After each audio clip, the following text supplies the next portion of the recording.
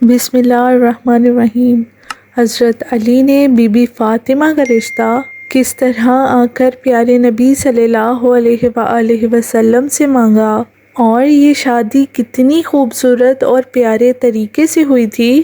Be be Fatima جیسے ہی بڑی ہوئیں تو آس پاس کے صحابیوں کے رشتے بی بی فاطمہ کے لیے آنا شروع ہو گئے، تو پیارے نبی صلی اللہ علیہ وآلہ وسلم فرماتے تھے کہ میں نے اپنی بیٹی کا رشتہ اللہ پر چھوڑا ہوا ہے، میری بیٹی کا رشتہ وہی کریں گے، جو اللہ تعالیٰ کو منظور ہوگا وہی مجھے منظور ہوگا۔ ایک دن حضرت ابوبکر صدیق اور حضرت عمر رضی اللہ تعالیٰ عنہ مسجد نبوی میں تشریف لائے اور ایک دوسرے سے بات کرنے لگے۔ وہ آپس میں بی بی فاطمہ کے رشتے کی بات کرنے لگے تھے کہ سبھی صحابیوں نے بی بی فاطمہ کے رشتے کے لیے پیغام بھیجا ہے، لیکن حضرت علی نے کوئی بات نہیں کی۔ حضرت عمر فرمانے لگے کہ میرا خیال ہے کہ حضرت علی اپنی غریبی اور غربت کی وجہ سے کوئی بات نہیں کر رہے۔ اگر ان کے دل میں یہ بات ہے اور اس کی وجہ سے انہوں نے رشتہ نہیں مانگا تو ہم حضرت علی کی مدد کریں گے۔ حضرت ابوبکر صدیق نے کہا کہ ہم حضرت علی سے بات کرتے ہیں۔ اس طرح وہ مسجد نبوی سے بات کر کر اٹھے اور حضرت علی کی تلاش میں نکل پڑے۔ وہ صحابی حضرت علی کے پاس آئے اور فرمانے لگے، اے علی، پیارے نبی صلی اللہ علیہ وآلہ وسلم کی بیٹی کے لیے قریش کے جوانوں کے رشتے آئے ہیں، لیکن پیارے نبی نے یہ کہہ کر انکار کر دیا کہ میں نے یہ فیصلہ اللہ پر چھوڑا ہوا ہے، اور آپ نے ابھی تک کوئی پیغام نہیں بھیجا۔ آپ میں سب اچھی عادتیں ہیں اور آپ تو پیارے نبی صلی اللہ علیہ وآلہ وسلم کے رشتے دار بھی ہیں۔ حضرت عمر اور حضرت ابوبکر صدیق نے فرمایا کہ ہمیں لگتا ہے کہ پیارے نبی نے بی بی فاطمہ کا رشتہ آپ کے لیے روکا ہوا ہے۔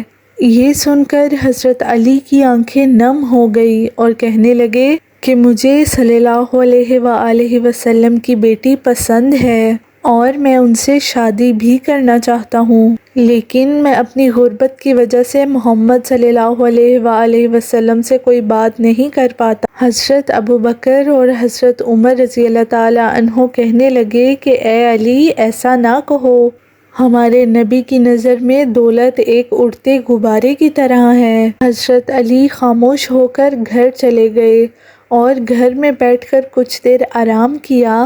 اس کے بعد اپنا اونٹ کھولا اور اس کے اوپر سوار ہو گئے۔ پیارے نبی صلی اللہ علیہ وآلہ وسلم کے پاس آ کر ان کا دروازہ کھٹکھٹایا۔ اندر سے حضرت کلثوم کی آواز آئی اور کہنے لگی، دروازے پر کون ہے؟ کمرے سے پیارے نبی صلی اللہ علیہ وآلہ وسلم نے آواز دی، اے کلثوم، یہ وہ ہے جس کو اللہ بہت محبت کرتا ہے اور یہ بھی اللہ تعالیٰ سے بہت محبت کرتے ہیں۔ یہ میرے بھائی ہیں، اٹھو اور دروازہ کھولو۔ حضرت کلثوم فرماتی ہیں کہ یہ بات سن کر میں اتنی تیزی سے اٹھی کہ میں اپنی چادر میں الجھنے لگی۔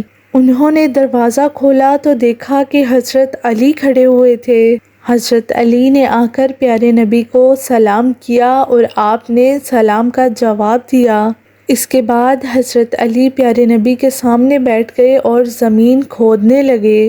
یہ دیکھ کر پیارے نبی صلی اللہ علیہ وآلہ وسلم فرمانے لگے کہ اے علی، کوئی بات ہے جو تجھے پریشان کر رہی ہے تو مجھے بتاؤ، میں تیری ہر حاجت کو پورا کروں گا۔ حضرت علی فرمانے لگے، یا رسول اللہ، میری جان آپ پر قربان، آپ نے مجھے میرے چچا اور چچی سے گود میں لیا، میں اس وقت ناسمجھ بچہ تھا، آپ نے میری رہنمائی فرمائی اور مجھے ماں باپ سے بڑھ کر محبت کی، اللہ تعالیٰ نے مجھے آپ کے ذریعے ہدایت عطا فرمائی، میں اپنا گھر بنانا چاہتا ہوں، میں چاہتا ہوں کہ میرا گھر ہو، میری بیوی ہو، یا رسول اللہ، کیا آپ اپنی بیٹی بی بی فاطمہ کو میرے نکاح میں لانا پسند کریں گے؟ پیارے نبی خوشی سے کھل پڑے اور مسکرا کر کہنے لگے، اے علی، تم سے پہلے مجھے جبرائیل یہ پیغام دے چکا ہے، تم مجھے یہ بتاؤ کہ تمہارے پاس کوئی چیز ہے جو تم فاطمہ کے لیے دے سکو؟ حضرت علی فرمانے لگے، یا رسول اللہ، آپ میری حالت جانتے ہیں، کہ میرے پاس صرف ایک تلوار ہے اور ایک پانی لانے والا اونٹ ہے، ان دونوں چیزوں کے سوا میرے پاس کچھ نہیں ہے۔ پیارے نبی فرمانے لگے کہ تلوار سے تو تم اللہ کی راہ میں جہاد کرو گے، اور اونٹ پر تم پانی لا کر اپنا گھر چلاؤ گے، اور سفر میں بھی یہ اونٹ تمہاری رہنمائی کرے گا، لیکن جراح کے بدلے میں اپنی بیٹی کا نکاح تجھ سے کرتا ہوں۔ پیارے نبی صلی اللہ علیہ وآلہ وسلم فرمانے لگے کہ علی، تیرا اور فاطمہ کا نکاح تو اللہ نے آسمان پر ہی کر دیا ہے، تیرے آنے سے پہلے جبرائیل مجھے یہ پیغام دے گیا ہے، میں نے تو صرف اعلان کرنا ہے۔ تم مسجد پہنچو، میں تمہارے پیچھے آ رہا ہوں اور تمہارے اور فاطمہ کے نکاح کا اعلان کروں گا۔ حضرت علی اتنی خوشی سے باہر نکلے، وہ خوشی سے جھومتے ہوئے جا رہے تھے تو راستے میں حضرت ابوبکر اور حضرت عمر نظر آئے۔ وہ حضرت علی سے پوچھنے لگے کہ اے علی، تم اتنے خوش ہو کر کہاں جا رہے ہو؟ تو انہوں نے جواب دیا کہ پیارے نبی نے اپنی بیٹی کا نکاح مجھ سے کر دیا ہے، اور اللہ تعالیٰ نے اس سے پہلے میرا اور فاطمہ کا نکاح آسمانوں میں ہی کر دیا ہے۔ ابھی میں مسجد جا رہا ہوں اور میرے پیچھے رسول اللہ بھی تشریف لے کر آئیں گے۔ وہ دونوں یہ سن کر بہت خوش ہوئے اور حضرت علی کو گلے لگا کر مبارکباد دی۔